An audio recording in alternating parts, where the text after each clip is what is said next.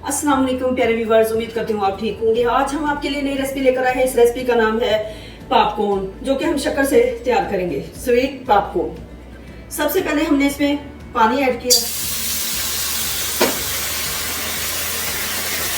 पानी ऐड हो गया है।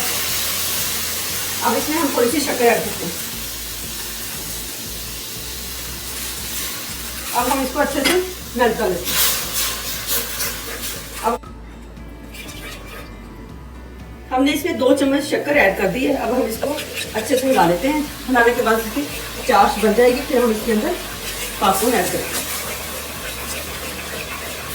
चाश हमारी तैयार हो चुकी है। अब हम पॉपकॉर्न बनाने के लिए सबसे पहले ऑयल ऐड करते हैं पतीली में।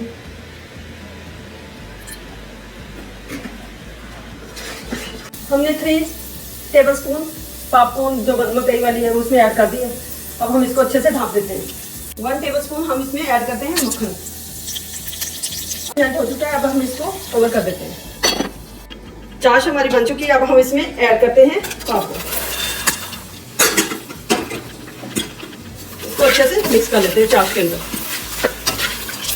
शक्कर वाले पॉपकॉर्न हमारे तैयार हो चुके हैं। ये आसान सी रेसिपी है।